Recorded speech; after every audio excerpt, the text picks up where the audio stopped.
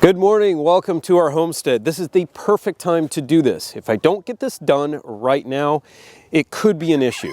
Let me show you what that is.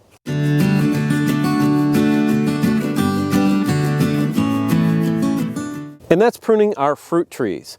In Zone 8B, Texas, it is a real challenge to get certain tasks done like this because of extreme temperature fluctuations up and down, and because of the heavy amount of rains that we get in the spring. And the reason I don't want to do this when it's wet is because that can introduce bacteria and things into the fresh cuts, and they stay moist, then that could cause disease problems with your trees. So when you get an opportunity like this, hit it hard and do it and get it all done immediately. Now additionally, after I prune the trees, I'm going to add two things to these trees. If the cuts are big enough, I'm going to use a pruning sealer. That will help protect things if those rains come quicker and stay for a long time. And I don't want anything to affect these trees. So we're going to do that. We're also going to give them an overall spray with a dormant oil. This really helps with controlling spider mites and eggs in any scale, and also some diseases because it's mostly neem oil, but it's going to help control that in this dormancy period of time before things start sprouting in the spring. It's always good to use this. So as I get moving on this, I'm going to actually refer you back to a video that I did a few years ago that shows you exactly, properly, how to prune your fruit trees. Let's go back in time a little bit and we'll show you how to prune. Okay, basic tools to start off with: alcohol and a rag. Why? Well, because you have to clean your pruning equipment between each tree. And that is so you do not spread disease between the different species, between the different trees, and all of that. So this is extremely important. Have a lot of it on hand. So there's pretty much only three tools that you are going to need for pruning your entire orchard. And that is a pair of good loppers, a good handsaw, and some pruning shears. Now, of course, depending on the height of your trees, you might need a ladder or a pole saw. But we like to keep all of our trees pruned short, so I don't need to get the ladder out. Okay, let's show you two of the main types of methods on how to prune a tree, or the shape to prune them into. And that is one here with our apricot is the vase shape. Now, this one needs pruning, so it doesn't totally look like a perfect vase right now, but I'll tell you the rules to be able to prune this properly to get this shape. And that shape is good for letting light and air down into the center of the tree. This is one of our apples over here, and we prune this to be a modified central leader system. That means I've got one central trunk trying to come up the center, trying to keep it short also, so I've kind of topped it off here, but coming up and then producing branches out at certain levels. So those are two of the basic ways: a modified central leader, a central leader, and the vase shape. Now things like this over here, which is our figs, really grow completely different. So that you just want to get the dead wood out of there. So that's a totally different story. We've got our pears, which is different. We've got our muscadine grapes, which is different, but we're going to go over the basics today. So I'm going to go back over to this apricot and talk about a few things with this one. So you can see at the bottom I have the central trunk coming up, and then there are several branches coming off, and they kind of go in four different directions. So that is my vase, or the bottom of the vase. You can see here that I've got this one branch that's coming up into the center of the tree, and I actually don't want that. So when we were pruning, we were going to follow two separate rules: the CAC rule and the 3D rule. So the CAC stands for crossing, acute, and center. You want to remove branches that are in an acute angle, so just really sticking up, really kind of next to the other one. You want to take one of those out.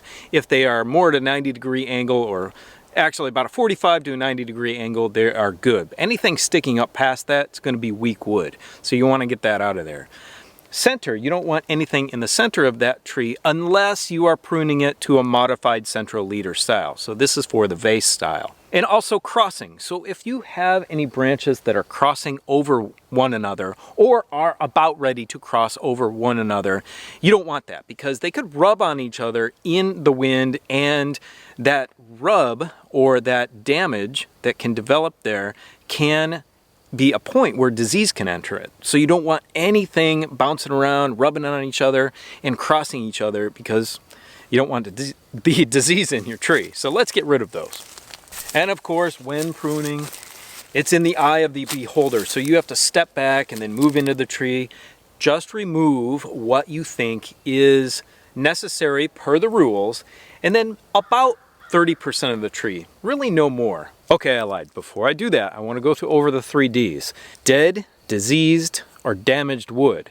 The damaged, obviously, I kind of just talked about, and the dead wood really doesn't provide anything. It also gives an opportunity for insects to get into that dead wood and eat the dead wood, and then potentially get into your tree. So you want to remove the dead wood, and then of course, if you see anything diseased, you got to get it out of there and get it away from your trees.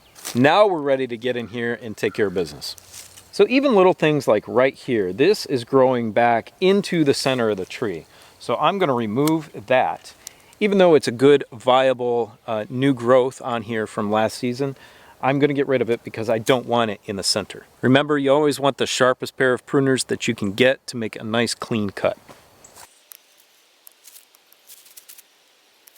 You know, even tiny things like this that are growing in the center, you want to remove those because growth can be really, really vigorous in the spring. So don't underestimate something even this small growing fast, and then it's going to be out of dormancy and you're going to have to prune it in a not optimal time. Now, something else you want to remove are water sprouts or suckers. So both of them are a little bit different, but some of them come from the base of the tree. Those are usually called suckers. Water sprouts are things that shoot straight up from the middle of your thick branches. And both of those can be removed at any time during the year. But of course, right now, we're going to get these out of here. So there is another really important reason why I'm doing this today. Not only because of the temperature, but because of the wetness that is coming, the rain that is coming. So you don't want to prune while it's wet outside or damp outside. You want time for those wounds that you just created on the tree to be able to heal up. And if they're constantly getting wet, then it's going to be really difficult for them to start to scab over, and it's also going to be easier for any disease to get in there. Now look at this mess behind me. This is a pear tree. Pear trees tend to grow straight up in the air.